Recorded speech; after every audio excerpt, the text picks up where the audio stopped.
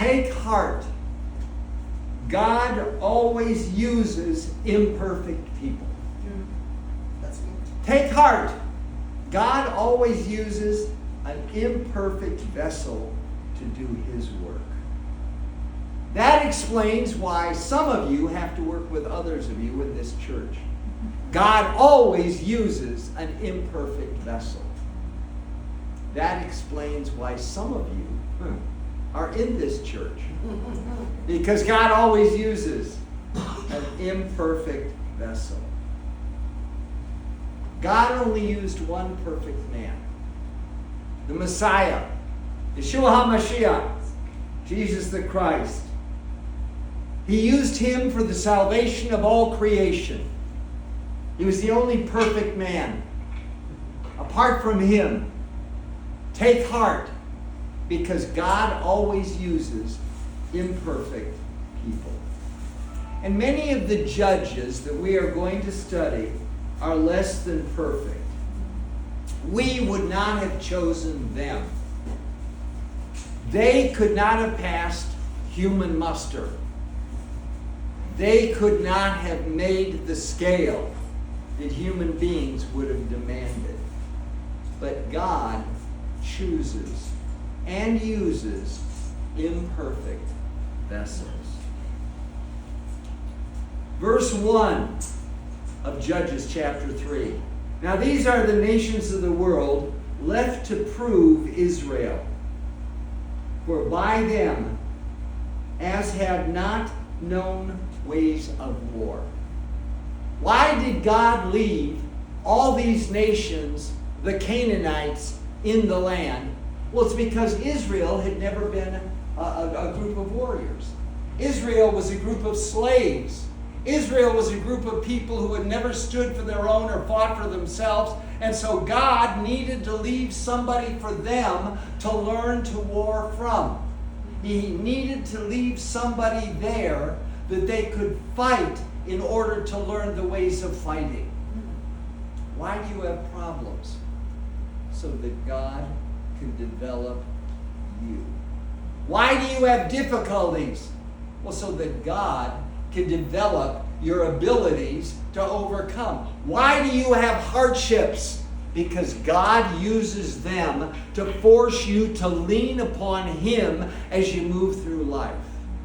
God always uses imperfect vessels. And then moving on to verse 4. Why did God leave these nations in Israel? Well, they were to prove whether they would hearken to the commandment of God. Would the children of Israel follow the ways of the Canaanites, or would the children of Israel follow the ways of God? Only when you have temptation can you overcome it. Only when you have misleading can you choose not to go that way. Only when you have that which is wrong can you remain strong for the Lord. That's why the Lord always chooses imperfect people so they can stand on him. And verse 12. And the children of Israel did evil again in the sight of the Lord. This is the book of Judges. This is the story of Judges. The children of Israel do evil against God. They have hard times. And so how does God punish them? He punishes them with the Canaanite people around them and the king Eglon, king of Moab, started to grow, started to move, started to work. Eglon means cow-like. I believe that he was sort of a bull. He was a bully man. He was a steer. He would always steer himself into trouble with other people. He was like a longhorn who was always wanting to fight. God would use him to goad and to guide and to guard Israel, and he caused trouble for year after year after year after year, and the Lord let him get stronger and let him use it. And the children of Israel, when they were in misery, they called unto the Lord and said, Lord, help us. How does Lord help them? He helps them by bringing an imperfect man, by bringing a judge. Judge Ehud. Judge Ehud. The son of Gera, a Benjaminite. Now the name Ehud means to join together or to unite. That was the call that Ehud had. To unite the children of Israel, to follow the Lord, to go where they were going. Now, Ehud had a problem. He was left-handed. Now, you don't think that's a problem. I don't think that's a problem. But God always uses an imperfect man. God always uses somebody who has a problem. I want to point out 90+% of the people in our world are right-handed. All of our tools are designed for right-handed. All of our instruments are designed for right-handed. All of our techniques in sports and war and everything else are designed for right-handed people. Left-handed people have a terrible time getting oriented in our society. I have a sister-in-law who went to a Catholic school. The nuns, from the time she was in kindergarten, tied her left hand behind her back so she had to learn to write with her right hand. They considered it a serious problem that she was left-handed. They had to break her of that. All of the tools in our culture are designed for right-handed people. We saw a singer on television not long ago, a Messianic. And I said, look, Diane, he's playing a left-handed guitar. Because it was totally restrung on the opposite. They had changed all the frets. They had changed all the everything. Everything was different because it was for a left-handed man. And Ehud was left-handed. You see, God always chooses and uses an imperfect to do his will. By him, the children of Israel gathered together. They pulled together after Ehud, and they sent a present to Eglon, the king of Moab. Now, this is where our story picks up, because it says, Eglon made himself, Ehud made himself a dagger. The dagger was 18 inches. It was a cubit long. The blade, this is a cubit. From here to here. 18 inches is a cubit. And the blade of that was 18 inches long. It was double-edged. It was sharp on both sides. It was actually a short sword when you see what it was all put together. And he made himself a dagger, and he put it underneath his raiment on the right side.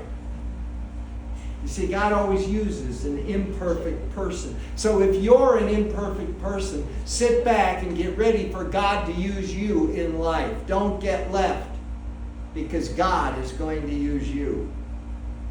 God always chooses and uses an imperfect person. And Ehud was left-handed. Now, I want to point out something that we know in our culture. It's part of all cultures. It's there that when two men meet, they normally extend their right hand and shake hands, right? Yes.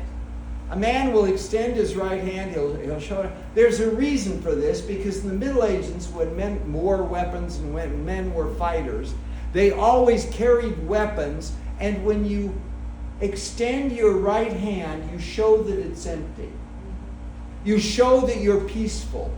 You show that you're there. And when you extend the right hand to the other person, it extends fellowship to him. That was common, that they would extend the right hand to each other in fellowship.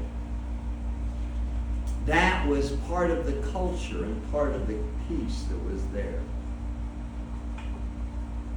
And so Ehud prepared this dagger, put it under his raiment, And he said to the king of Moab, I have brought you a present. I have brought to you a present I have a present for you from the people of Israel. And then the comment is found in Scripture, almost like a parenthesis. But Eglon was a very, very, very fat man. There's something that this fatness tells us. One, it tells us that he lives for himself. He sees something, he wants it, and he eats it. He's very sensual. He's very proud. He's very grabbing. He takes things for himself. He gratifies every emotion, every feeling to himself, and he has eaten himself into a state of total lostness. He is lost in his emotions, and his emotions center on himself. And that focuses on the fact that he is a very, very, very fat man. And now there's something interesting, because it says that he took and he went in to talk to the king of Moab about what he had brought him. And it says, and he turned again from the quarries of Gilgal. Now, Gilgal was a circle of stones. It was a circle of rocks. And yet it was a rock quarry. They built this circle of stones from the rocks in the quarry, and they used the rocks in the quarry to build many of the towns, many of the cities, many of the fortresses around there. I assume that what this means is that Ehud was actually very strongly a stone worker. And what do we know about stone carvers and masons? They're big, strong men, powerful arms. They spend days and days chiseling, pounding, hammering big rocks into shape rock, turning them into what they want them to be. They took, and I believe this meant that he was an extremely strong man. He was coming from the quarries because that's where his natural habitat was. He was a stone worker, a mason, and a strong man. And he comes right from the quarry, and he goes to the king, and he says, I have a secret for you. And the king immediately says, be silent. This fits in with what we know of the king. Because the king is a very private person. He's very self-centered. He doesn't trust a lot of people. He doesn't want anybody else to hear. These are the people of his court. These are the people who fulfill his wishes. These are the people who do everything that he wishes them to do. But he doesn't want them to hear the secret. So he says, keep silent. Be still. And as he stood silently there, all the people melted away. They knew the drill. They knew what it meant. The king wanted to be alone. He didn't trust any of them. And the way we've described him as a very selfish, sensual, self-centered individual, it makes sense that he didn't want to have people around him. He didn't trust any of the people who were around him. And so Ehud came to the king, and he was sitting in his summer parlor. He was there in the center, as I believe that this summer parlor was. Have any of you seen the gazebos that they have at BJ's, or the gazebos that they have at Costco? You know, they've got these pillars, and they've got these screens, and they've got these doors in the front, and they've got the little bar inside, and they've got the seats, and they've got the comfortable lounge, and they've got the living room laid out there. You've seen these gazebos, and they say it's a very comfortable place in a warm climate, and Israel is a warm climate. And so the king had built himself a little gazebo where he could be alone, and he was sitting there in this, trying to remain cool, because it's hard to remain cool when you're slightly overweight. And when you're immensely overweight, it's really hard to remain cool. So, Ehud comes to him and he says, I have a message to you from God. Well, he's interested in that because he wants to hear something about himself. He wants to hear how proud God is here and how God's going to bless him and how God's going to give him more and more and more success against Israel. And he wants to hear about himself. And so Eglon rose from where he was sitting and he came to Ehud. And Ehud reaches out with his right hand as though he's going to shake hands with him. Now this is I want you to imagine the hand and the arm of Sylvester Stallone in Rocky. This giant arm reaching out, taking the hand of the king, pulling him forward, while the left hand goes into his right side and pulls out this dagger and runs it right through him. He takes and he drags him forward and he thrusts it into his belly, and it says the haft goes all the way into the belly and the fat closes up on the dagger, and they could not get the dagger out of the belly because the fat closed up. Have any of you seen the TV commercial on Sonobella? Have any of you seen that one? It's usually got a very, very good-looking girl. And she says, I just lost 200 pounds, but you can't see it because I have so much skin. So I went to Sonobella, and they took and they removed all the fat, and they removed all the skin, and they removed all of this, and now I've got a trim front, and a trim side, and I've got a trim behind, and I'm very, very trim. Well, I want to tell you, this Moabite king should have been a Sonobella. He should have gone there and he should have gotten trimmed down, but he didn't. And so he was pulled forward, and the sword was run right into him. Now, I believe, remember the way the sword was designed? The blade is 18 inches long. It's double-sided, razor edge on both sides. And he rams it in, and if he even nipped the diaphragm, he could no longer breathe, he could no longer scream, he could no longer shout. If he even touched the diaphragm, the king couldn't make a sound. And that dagger was double-edged. It went from the liver on the right onto the arteries in the left. It slashed all the way to the spine, all the way through the ribs. It came in from the front and it went out through the back, and the entrails all poured out. It was 18 inches long. It went from the front to the back, and he was destroyed. And he couldn't make a sound. And Ehud had it planned, because Ehud then knew what was going on in there. So he took and he quietly locked the door and walked away. Have any of you seen the movie The Godfather? In the movie The Godfather, when Michael Corleone is going to kill the man who tried to assassinate his father, they're teaching him how to kill him. They say, now you walk up and you shoot him, bang, bang, bang. Then you slowly, quietly walk away and drop the gun. You just slowly, quietly walk away. They could have trained Ehud, because he slowly, quietly locked the door, walked out, and walked away. He set the door and he locked it up. And that's the way that it goes.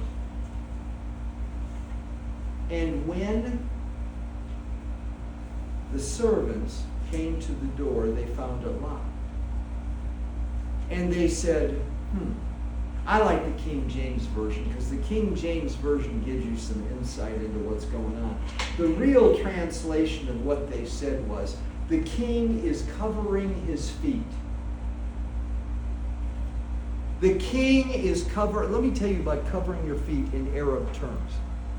We went to Israel once on Royal Jordanian Airlines. We flew and we landed in Amman, Jordan, because we were going to Petra.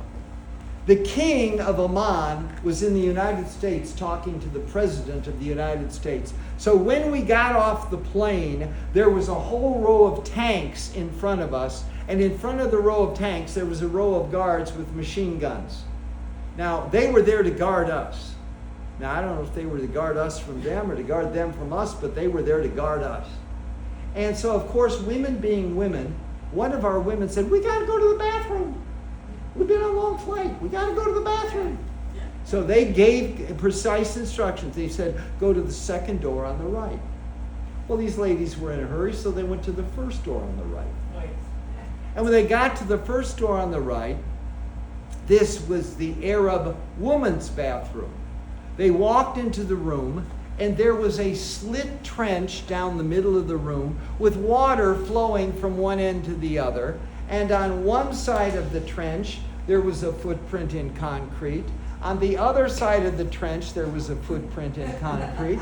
Then up here, there was a footprint in concrete and another. The indication being that you should get over the trench and you should plant your feet and pull up your gown, because Arabs can think of nothing dirtier than sitting on a seat that somebody else just sat on.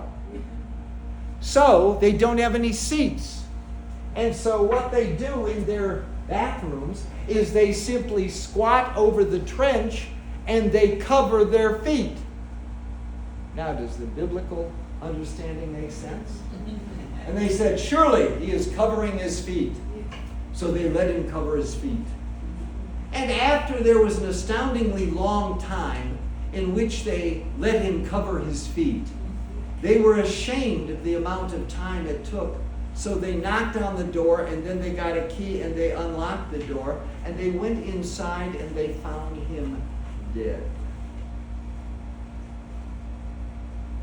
And Ehud took the shofar, blew a blast, because the shofar means come to war and come to worship. Now, in tradition, those are the same things.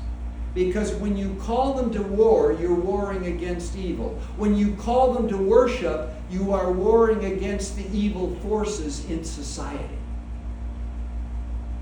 for God. And so he blew the shofar and he said, "For the Lord has given you victory. He's conquered the king of Moab.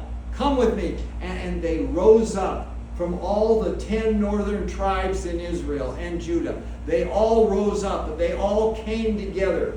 And they went and they fought and they destroyed 10,000 Moabites. Now get this. And it says, and they had peace. And they had peace for 80 years. That's 2 generations that they had peace, because God blessed them. And God used lefty Ehud to bring deliverance to his people. If you feel less than perfect, God may be getting ready to use you. Okay, I mean,